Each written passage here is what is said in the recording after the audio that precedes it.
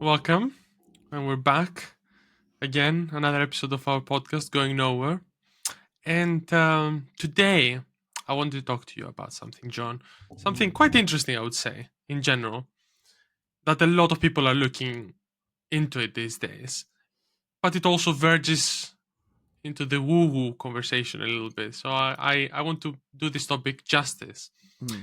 And it is the topic of consciousness. We've touched a little bit in the past about what consciousness is, what does it mean. But I wanted to kind of talk to you about the kind of the notions that people have about the topic of consciousness. Like a lot of people believe that obviously consciousness is created by our brains, um, and some people also believe that consciousness is an inherent property of the universe itself, whatever Hmm. that means. Yeah, I it's whether suppose matter produces consciousness or consciousness produces matter. That's the debate. a little bit like that, yeah, exactly. And but not. But I don't want us to go into the mystical yet. Let's put it that way. I think a lot of people believe that this is something that we can measure, we can investigate through the scientific method, and kind of test with our own instruments. It's not something that verges into the immaterial. It can do, I suppose, for a lot of people, but there's a lot of people that believe that that's not the case. So I think that if you ask most people, they would tell you that consciousness just arises from the complexity of our brains, our neurons firing all the time, and the back and forth, signals in our brain suddenly, boom, produce like the lights on for us. We're like, yeah, Hmm. we're here. I suppose that happens. I suppose to a lot of people in their childhood. At some point, they become self-aware that they're them. I suppose. Yeah. I didn't have a moment like that, but I heard of people saying that they had a moment like that when Well, they when they were suddenly realise, oh, I'm me. kind of like that. Yeah, I think a lot of people said that I had watched videos in the past where a lot of people said they had similar experiences of awakening in their childhood, where suddenly they were like, oh yeah, I'm kind of here. Hmm. Um, but the reason I brought this topic on is because I was watching the podcast of Alex O'Connor and Annaka Harris, um, of Within Reason, I think it's called, Yeah. where Annaka Harris is an author, I suppose, and a science writer, and she was talking about a documentary series she's made about the topic of consciousness, and about her talking to a lot of experts, neuroscientists, physicists for about 4 years, she was saying. And she was talking to Alex O'Connor about the conclusions she drew Hmm. from here, from this documentary series. And Alex O'Connor asked her a few questions and stuff. So, do you think? So, why would you think we assume that consciousness, um, that only our brain can be conscious? You think? Well, so there's not consciousness in trees or even your phone. Yeah. Why would it be that? Yeah. Well, because Why? it's Why? I guess I don't know. It's what we first perceive consciousness within ourselves, I imagine, and then we suggest that other people also act in similar ways, and therefore probably are also conscious. And then we might also see animals seems to act in fairly similar ways as well, and therefore they might be ascribed some sort of consciousness too. So I suppose it's more like a graded level of consciousness. You think, because obviously an animal we wouldn't say an animal has the same level of consciousness as a human. I Yeah, well, suppose. it's in a way they do because it's if you think of a consciousness as awareness of just perception, just the ability to see and to yeah receive it.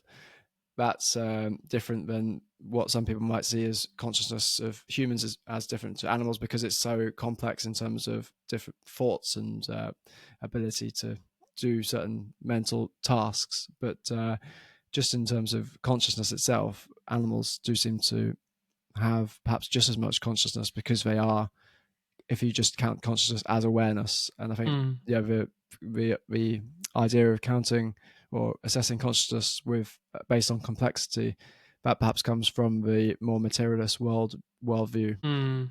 I think so as well, because I think we associate consciousness. A lot of people would put the human consciousness higher than other beings because of the inherent intelligence that we possess that is higher than other beings, and the memory and all these aspects of our own consciousness, of the human brain like consciousness, I suppose. But because obviously you wouldn't say, you could say that plants react. They react to light. They turn their leaves. They kind of react to stimulus from the environment. But you wouldn't say that they're conscious as such.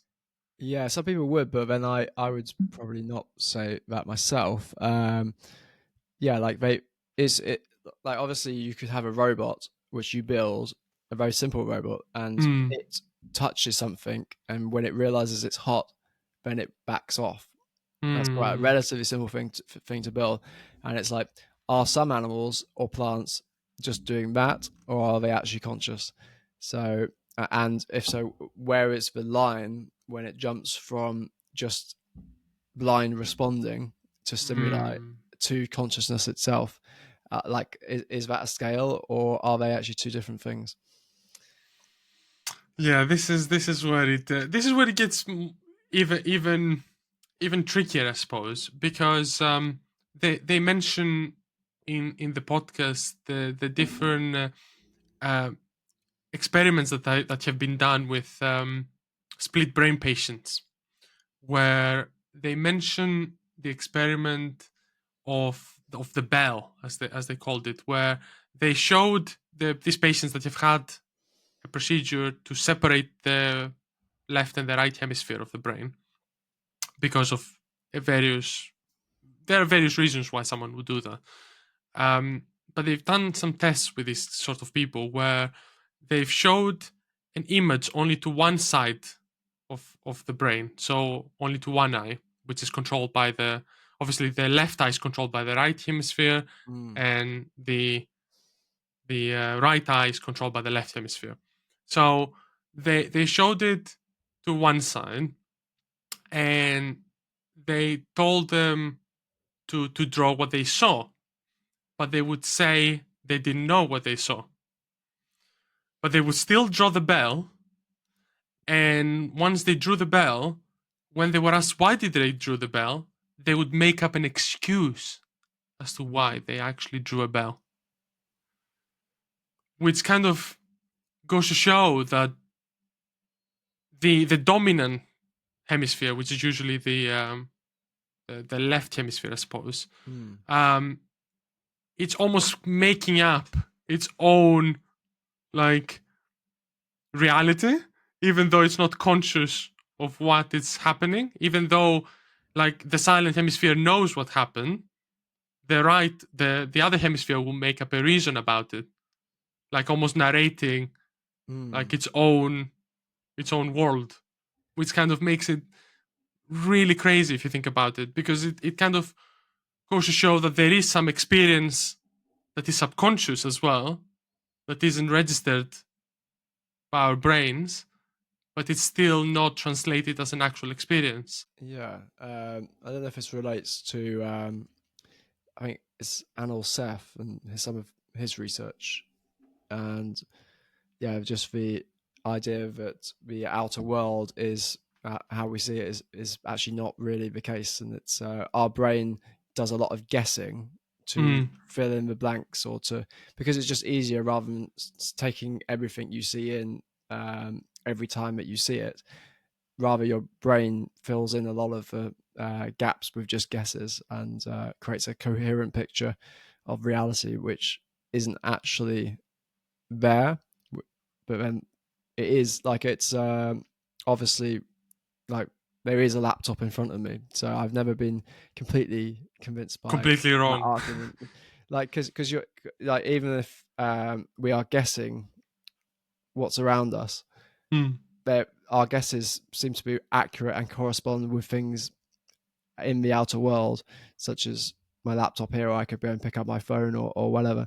There are my perception is accurate. I guess I don't know what the argument that they say, like what like why they would disagree with that. The people who put like consciousness as some more fundamental reality. The thing is that I would say the issue with that is that we think of our consciousness as one unified entity. I think that's what most people think. It's my brain, it's one thing, it's me, one part, one person. But these kind of split brain experiments where they separate the two hemispheres shows that almost each hemisphere has its own separate like awareness and consciousness, you would say, almost like a mini consciousness that instead gets overwritten by like the executive, more dominant function of one hemisphere instead. So you could argue, is there like a silent, mute version of me that's inside me that isn't able to say how they feel like or what do they want? And I only get the main narrator speaking at all times, which is the dominant hemisphere that makes all the decisions. You know what I mean? Yeah, So and that's the question. Like, if the consciousness can be fragmented, then that kind of challenges the main kind of narrative that consciousness is that one unifying thing. yeah. So we think of it when of our own brains was just as one consciousness within us, and then one consciousness within you. But actually, within us, there might be at least two different Yeah, consciousnesses, or the or potential for two. or maybe less, or maybe even more, not less. Maybe even more than two. Like maybe a lot Mm, many versions of you that coexist inside you, but they get unified through subconscious processes into one, yeah, and that's where it gets a little bit tricky to kind of grasp the implications of this. Um, and I would say that is the question. I don't know. It's more of a rhetorical question at this point whether consciousness is one solid rock or it's made up of like smaller rocks as part yeah, of the bigger rock. Um, so and then in the podcast, she kind of Annaka Harris brought some examples that kind of we don't that we cannot exactly observe consciousness directly. Not always.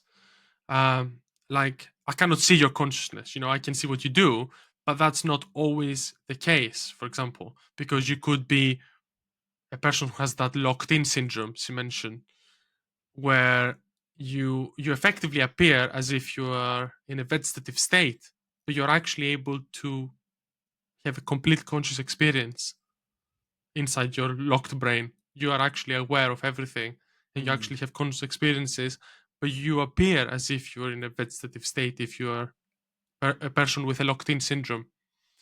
And also, for example, um, in cases such as um, people under anesthesia, she mentioned, where obviously people can be aware, but they wouldn't remember, for example, anything. Like they'd be aware and conscious, but during certain levels of anesthesia, you don't remember anything of what's happened. yeah. Yeah, like it makes us think of our past experience. Like, is that just built on memory alone? Because in the anesthesia example, like it actually, even though it might just be there's no memories, it feels there was actually a blank bit of Mm. consciousness where there wasn't any consciousness. So the consciousness just jumped from one part of the timeline to the next, or there was a just turning off the consciousness, which is perhaps one of the best arguments for a materialist view of consciousness, that it comes from matter rather than the other way around. But yeah, that's always been interesting argument, the anesthesia argument, Mm. because I guess you could say you were aware all the time, but it was just you didn't have any memories, and therefore, if when you thought back on that time, it felt like that there was just a gap. Mm. Yeah, but this is tricky because yeah, as you said, um, on one way you could say that memory doesn't mean consciousness, I suppose. But then if you cannot identify, the problem is if you cannot see consciousness from the outside of something, then you'll have to look deeper. So I suppose maybe things that we don't think are conscious could be conscious, I suppose is the implication. if you cannot always see consciousness from the outside? Yeah, I guess that's possible. Whether that's not an argument winner, it's just it opens people up to the potential that there might be consciousness outside, but it's certainly by no means suggests that just because someone who is it locked brain syndrome, if someone has Mm, that, that does not then mean that a tree has consciousness or a phone has consciousness. It might open up the potential for that. But then there's also the question of, are they all separate consciousnesses, like the consciousness of my phone and the consciousness in a tree and the consciousness of mm, me, or are they actually just part of one consciousness, but there are different center points, perspectives within that consciousness, which so it looks like they're separate from each mm. perspective. Yeah, I don't know. I think it's a little bit of, as you said, a weak argument, but it's like, if consciousness doesn't need language or memory to exist, then what is it? You Well, yeah, that's the mystery. Uh, um, yeah, or the concept that, if you cannot see and detect consciousness by, language, or, externally, maybe there is all this consciousness experiences that are happening around us that we just don't detect with our senses. That's again a rhetorical question, I suppose. mm, Um, so I think then, um, in that podcast, Annaka Harris goes kind of down to the fundamental force of the universe, kind of, um, discussion around consciousness, where she kind of says, maybe consciousness is something that is an inherent property of matter, I suppose, in a way, kind of like, kind of how gravity exists, kind of how electromagnetic fields exist, kind of like a field of consciousness get mm. generated through matter, um Like generated from matter, or is it from matter, yeah, like, right? yeah, So it's still within the materialist yeah, view we of there's see, matter first, then yes, consciousness, yes, but yes, it's yes. the broad view of See, consciousness I, rather I than just I will say, yeah, I will say from now that, Alex O'Connor asked Annaka Harris if she's a materialist, and she firmly said yes, that she's a materialist. So we interesting. will. So yes, she still said that this is like a property of matter more than anything else. Mm, So, and she kind of, um, talked about the fact that, um, neuroscience obviously has not explained how consciousness can arrive from unconscious matter in this case. yeah. So she kind of talked about the potential that matter could be conscious, therefore, from the beginning, in order for consciousness to arrive from matter. That's kind of that's kind of a circular argument, I suppose. So she's Um, saying consciousness was always with matter, yeah, but then how can you say that if matter, if you're a materialist and therefore consciousness comes yeah. from It can. matter? It could That's be, kind. it could be like yeah, I don't know. I was thinking of an analogy which might not work. As soon as you create a one, you also create a zero. Um, but I'm not sure because you create a one and then you create the opportunity for there to be an absence of one, and therefore a zero. And so as soon as matter comes into being, then also consciousness might come into being, or as soon as being comes into being, then also something maybe called non-being comes into being, or vice versa. So when you create non-being, by you saying it as non-being, that implies there is such a thing as being. And so as soon as you create non-being, there is then being. Mm, um, yeah, I'm not exactly convinced, because this is kind of, Alex O'Connor mentioned that, um, with this kind of argument, you're going down towards the panpsychism. Yes, which seems to be growing popularity with figures like Philip Goff and and others who are just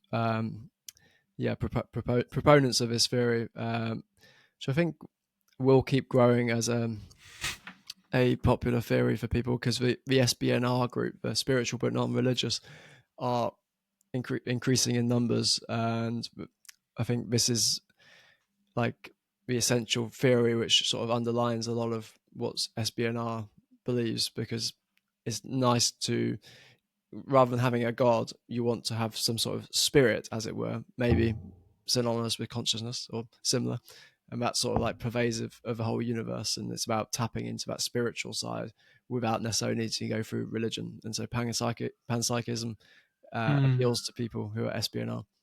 Yeah, I'm not exactly convinced about that. Even it almost feels like a god of the gaps kind of argument. Yeah, Um, but it is a very persistent gap, which it like you have some gaps which, yeah, like 500 years ago you were thinking, yeah, give science a few years, probably they could well explain that, and we only gods jump in there. But there have been some gaps which are very persistent, and also you don't actually see there's a great likelihood that science will actually solve them. So consciousness, and the problem of consciousness is one which philosophers and neuroscientists have wrestled with for a long time, and it doesn't seem to get that much closer to a resolution. So it, yeah, it's not like the trouble is with the God of the Gaps argument, the people who are theists or spiritual can never prove their point, because they can only get disproved by the scientists. yes, I agree. It's difficult because when you think of panpsychism, like how deep down does it go? I suppose is it like as you said, is your phone conscious to some degree, just not to a degree that is interesting. Like you cannot have a conversation with it, obviously, Mm. or like or a plant or whatnot.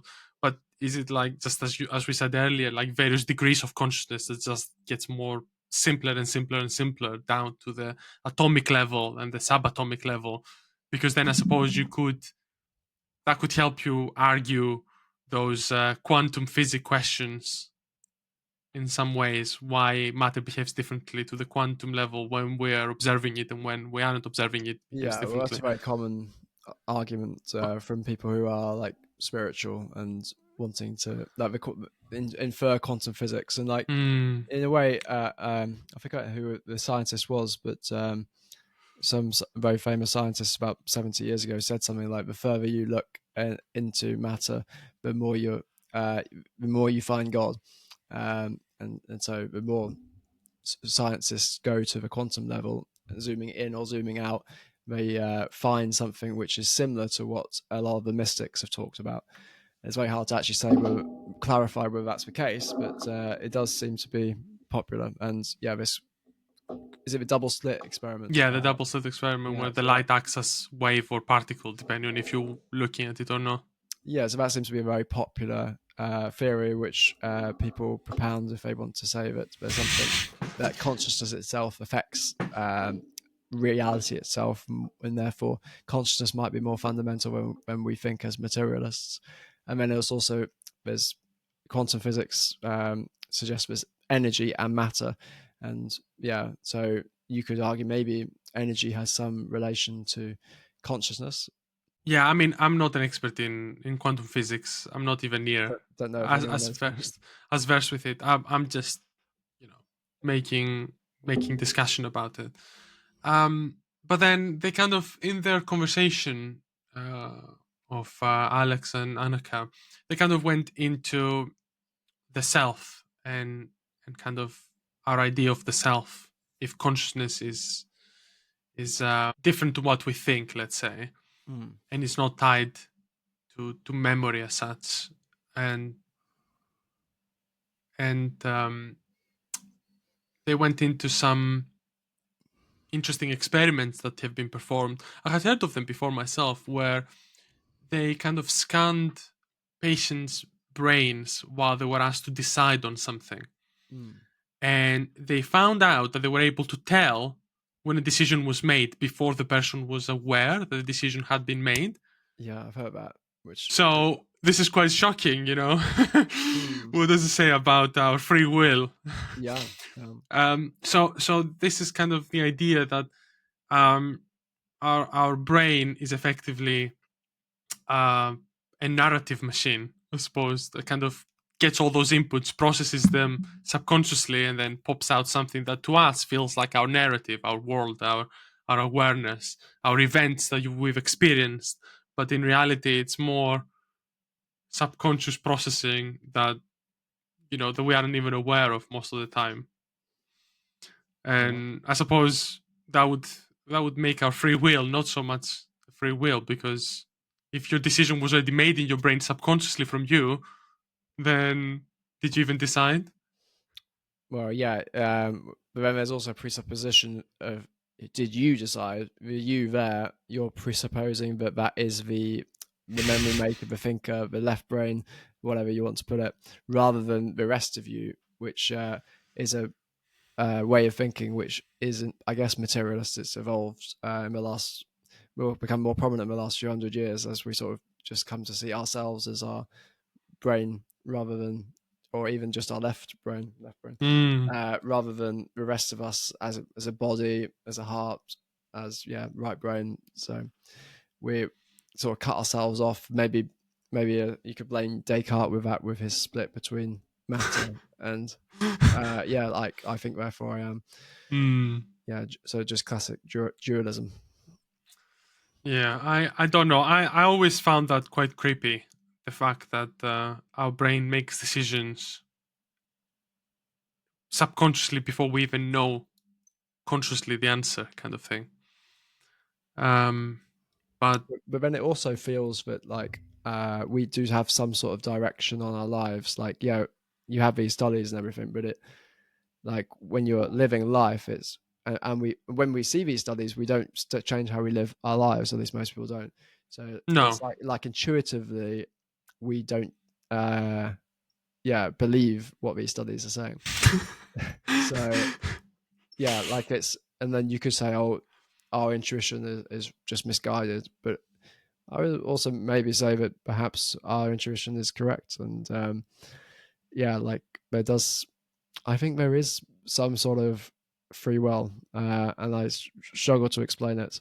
But I don't know. I just think a lot of But people do just, you? But my question is, do we ever exercise that free will in terms of like, how do you know that every decision you make isn't just a byproduct of your nature and your desires and your subconscious self most of the time making those decisions for you? well, You know? but desires subconscious self in the way that is you. Yeah, but that doesn't mean that it's the you that you'd want to be. If that makes sense. Well, yeah, maybe. But then, sometimes you'll have. Let's put this argument. So sometimes you'll have some decisions seem to be made more by your heart or your gut, so love or food or whatever, rather than your head. So you're planning for to be thinner or planning to do some make a rocket ship or whatever. So there's seems to be different types of decision, and if you accept that premise, then there may also be different levels of free will. Hmm. Maybe then. Maybe that's a good way to think about it. Um. What else? I During the conversation, um, later on, between Annaka and Alex O'Connor, they kind of went more into the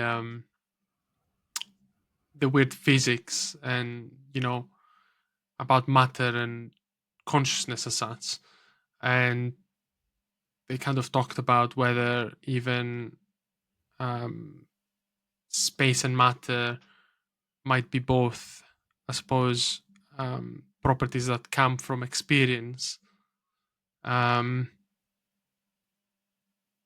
and stuff like matter is also part of our conscious experience as well. I suppose I'm not sure if I'm doing it justice. Um, it's kind of like, is consciousness the way that ties everything together? Right. So I'm not sure I completely understand. So, is there like for consciousness is quite a convenient thing which can come in and sort of just solve Like a lot of problems? could just reality be interactions between different kinds of experience, like whether that's down to the subatomic level, down to our level, I suppose, like from experience of, kind of how matter reacts, whether it's observed or not, and so on and so forth. So experience. So how do you mean? Like you're saying everything Like ultimately is yeah, experience? everything has an experience. Matter, if matter is conscious, therefore matter has experience, has a kind of like a small experience, kind of how when you observe it, it reacts differently to not observing it, and so on. Yeah. And it's Um, all kind of, everything is kind of conscious, and everything that we see around us, it kind of goes into the woo, I suppose. And whether everything that we see and experience is just small experiences that come from consciousness that build up to this kind of big world that we live in. I don't know.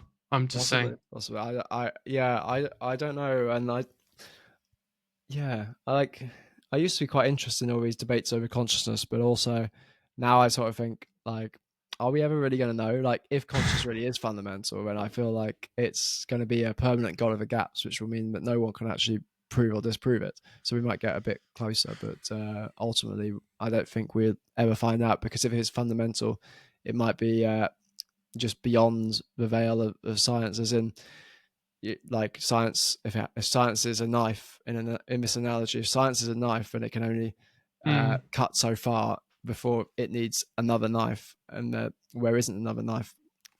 So yeah, I don't.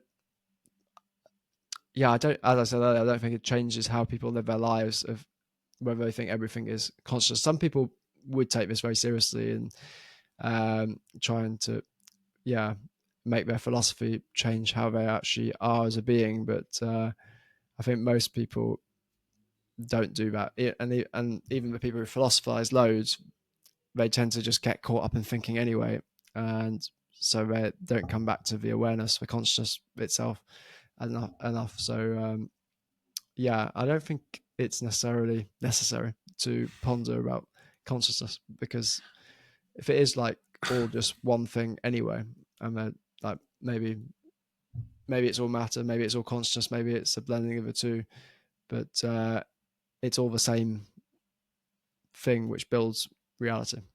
mm. Yeah, but I suppose then people are more interested. I would say people are interested in consciousness for two reasons. I say people are interested in consciousness, one, obviously, to better understand ourselves and how we experience the world and how we interact with the world and everything else. But I think why people are more interested in consciousness these days is because of AI. Right. And I think it's a matter of when or if AI would be considered conscious at some point, depending on your worldview, I suppose. Mm. I don't think current AI models are nowhere near conscious, obviously. Well, yeah, I would make the claim they haven't even gone an inch towards consciousness. So they're just, and this maybe undermines a little bit the materialist worldview of that eventually that consciousness is just a result of complexity, because it does seem like AI is an analogy where Mm. we can add complexity, add complexity, add complexity, get crazy results and everything, but we can realize that AI isn't actually even a little bit consciousness. It's just Google on steroids. Yeah, effectively, I would say so as well. I like that Google on steroids. Um, yeah, to me as well, thinking it from a biology perspective, I struggle to think how just those electrical impulses in our neurons back and forth, and the electric potentials in our brain are creating, the lights on for us, this kind of perception of the world. Mm. I suppose it's just a combination of the senses along with everything else. But why doesn't it? What makes us different from ourselves when we were babies, for example, when you're not conscious, but you are conscious. You know what Yeah, I mean? I would say you are You conscious. are conscious, but you wouldn't You're just not say. self-conscious. But you're not self-conscious. Yes, that is a better way to put it. Um, so maybe there's a distinction there between being self-conscious and consciousness. Yeah, and I think people often confuse the two Yes. or equate the two.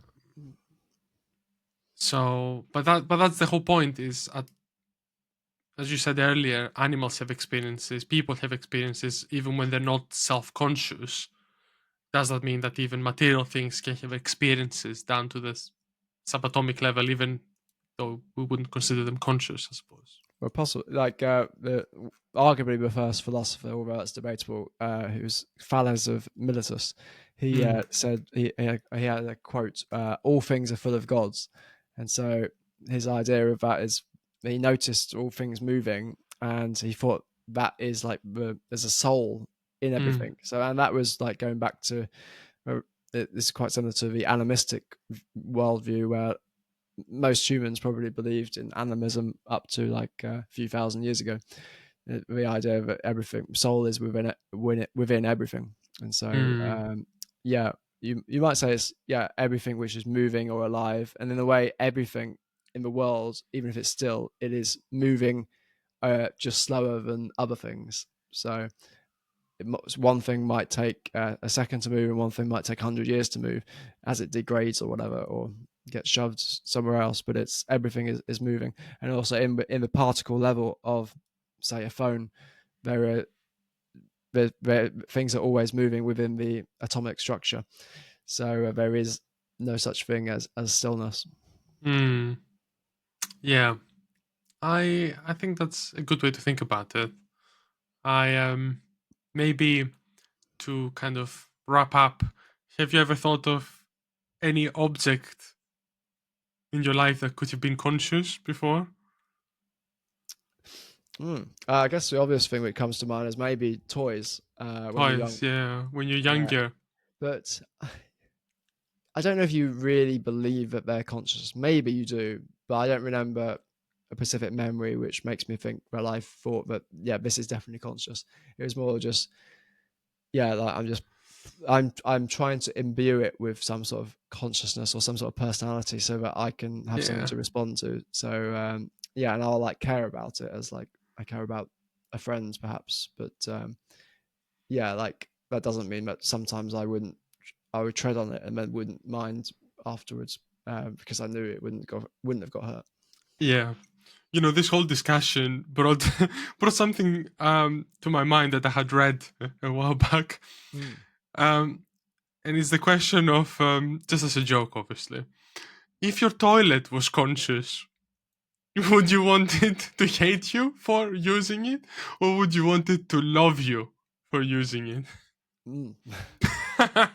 both Yeah. both scenarios are equally terrifying, I think. But just Yeah. as a little light-hearted discussion, I thought to mention that. Yes, I will not ponder on the consciousness of toilets. I wouldn't either. But yeah, maybe anyone who's watching can let us know if you'd prefer one or the other. Yeah. um, but yes, I don't know what's the answer to that. By the way, myself, equal. It's equal amounts horrifying and gross. But yeah, um, I don't know. This conversation is very interesting in general to me as well. And I find it very difficult to grasp at times. Yeah, I find it very difficult to kind of put my head around the concepts of consciousness and Mm. matter and Trouble all is, I that. feel like with concepts, which is what you're getting into with these debates, is concepts because that's Mm, the talk of the left brain. That's how the left brain communicates. When you get in concepts, in a way, concepts are anti-reality. So you can, if you didn't think, if you were just like a feeling, or you're a young child, or you never really developed the ability to think in an advanced way, then you're just in a state of feeling and almost more of a oneness with the universe or the nature around you. Whereas if you're in a conceptual mode of thinking, then that itself blinds you from the connection to everything else. So yeah, in a way, yeah, we're coming up with concepts, thinking about concepts, so we can try and get to this state of oneness. But actually, it's the very concepts themselves and the thinking which blinds us from that oneness. mm. And that's not Sh- like necessarily in a spiritual sense. It's just yeah, just like that's what children have, to an extent. And yeah, I think yeah, just over complicating it. Like it's not like I feel that a lot of people think of spiritual. Some people think of spiritual. There's some sort of airy fairy land up Mm. here or some other realm. I can't say I have that view of spirituality myself. I actually think spirituality is just when you really connect to feelings, to each other, to nature, to the world, um, as it really is, rather, which is not to say anything.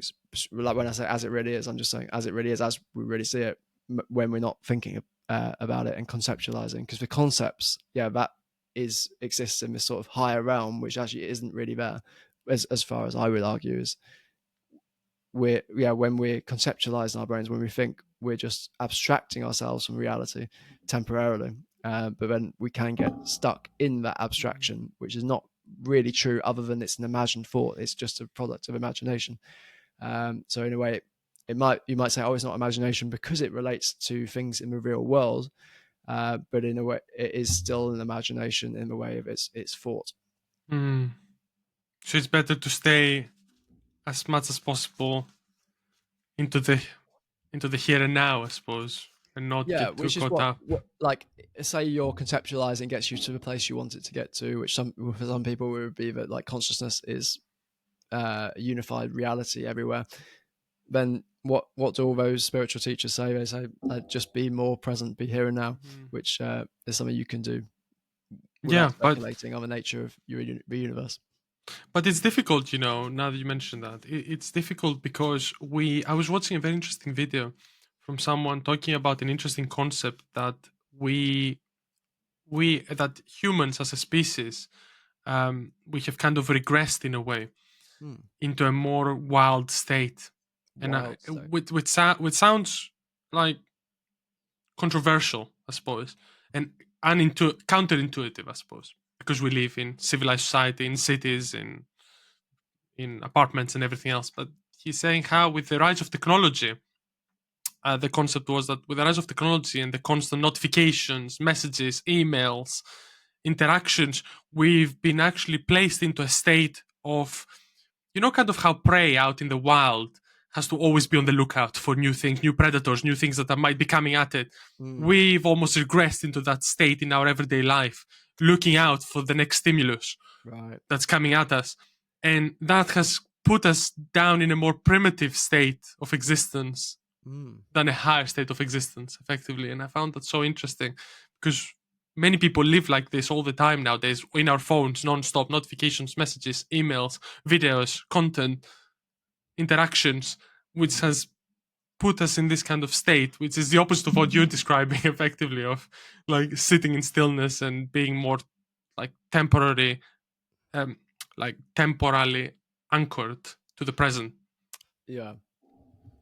Um, Yeah, yeah. Like some people would say, like, what's the present moment? Is it actually a moment, because you can't actually pin it down? But I think that's also a not that helpful question, is because you can define it negatively by saying just get rid of all the distractions, and then that's the present moment. That's enough. So rather than seeing what you're trying to get in terms of peace of mind or whatever, you're just getting rid of all the distractions as mm, far as you can, or just minimizing them.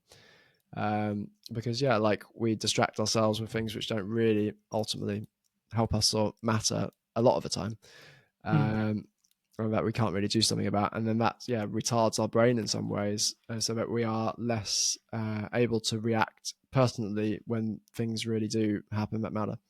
mm. I agree. I think all in all,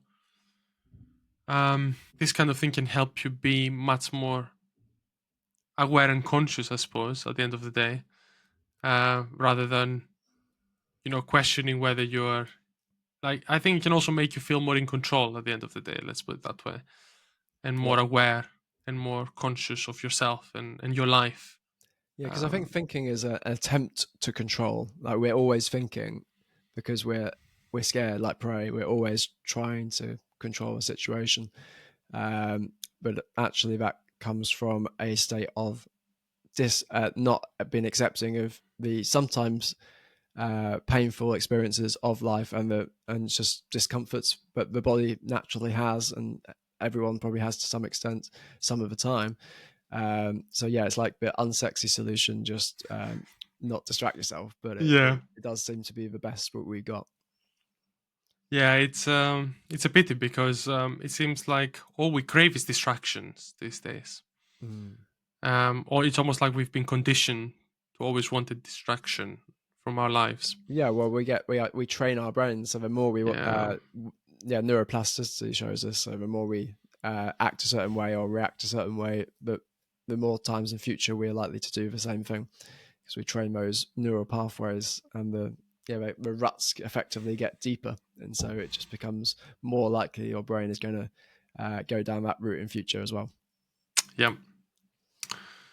Well, I think we've mostly covered most of what I wanted to talk about regarding this consciousness discussion um, topic for now. And I don't know if you want to add anything more, John. No, nothing comes to mind. And yeah, if anyone enjoyed this, let us know if you think consciousness is something that exists everywhere or just in our brains. Yeah, I'm sure we'll get some interesting responses. And yeah, and then we can continue again next time. Sounds good.